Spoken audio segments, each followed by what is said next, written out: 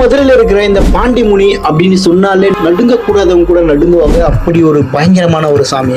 இந்த பாண்டிமுனி கோவில்ல என்ன ஒரு விசேஷம் அப்படின்னு பாத்தீங்கன்னா, இந்த இடத்துல மனநிலை சரியில்லாதவங்க, அது இல்லாம பேய் பிடிச்சவங்க, இவங்க எல்லாத்துக்குமே இந்த இடத்துல கூட்டு வந்தீங்கன்னா எப்படிப்பட்ட பிரச்சனையா இருந்தாலுமே தீர்ந்துடும் அப்படின்னு சொல்றாங்க. இந்த கோவிலை பத்தி ஆல்ரெடி நம்ம சேனல்ல ஒரு வீடியோ போட்டிருக்கோம். ஸோ அந்த வீடியோ மறக்காம எல்லாமே போய் பாருங்க.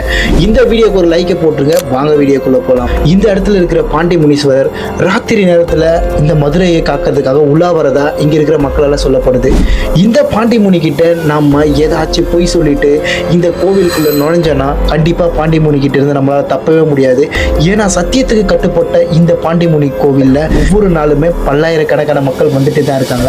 இந்த இடத்துல கெட்ட சக்திகள், தீய சக்திகள், இந்த மாதிரி எந்த ஒரு அமானுஷமான விஷயங்களுமே இந்த இடத்துல அண்டாது. இந்த இடத்துல எல்லையை காக்கக்கூடிய தெய்வமான இவர் மட்டும் இல்லாம மடப்புறம் காளி, இந்த கோவிலை பத்தியுமே நிறைய பேர் கேள்விப்பட்டிருப்பீங்க.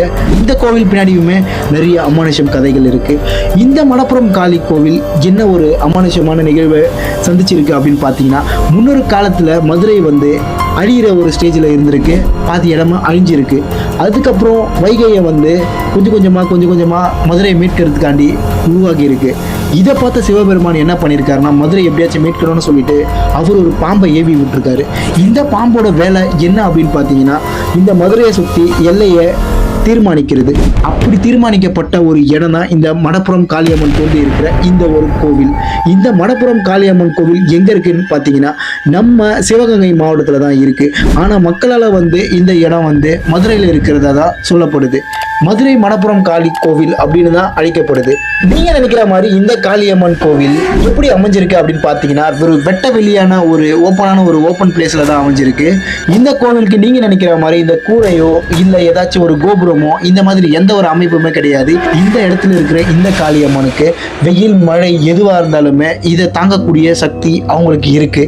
அதனால இவங்க பின்னாடி நம்ம ஐயனாரோட 2 குதிரைகள் பெரிய குதிரைகளா நின்றுட்டு இருக்கு. அதுக்கு மேல இவங்க ரொம்பவே பயங்கரமா காட்சி அளிக்கிறாங்க.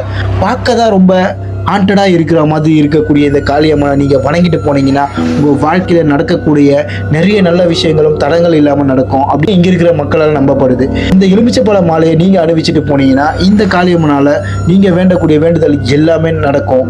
இந்த காளியம்மன் சத்தியத்துக்கு கட்டுப்பட்டவங்க அப்படின்றதுனால இந்த மடப்புறம் காளியம்மனுக்கு நீங்க போய் பாத்தீங்கன்னா, இந்த கோவில்ல இவங்க அமைஞ்சிருக்கிற பக்கம் பாத்தீங்கன்னா தெற்கு எதை குறிக்குது அப்படின்னு பாத்தீங்கன்னா, யமதர்மனை தான் குறிக்குது. யமதர்மனை பார்த்து அமைஞ்சு இருக்கிறதுனால இங்க இருக்கிற இந்த காளியம்மன் கோவிலுக்கு நீங்க வாழ்க்கையில ஒரு முறையாச்சு நீங்க போய் பார்க்கணும்.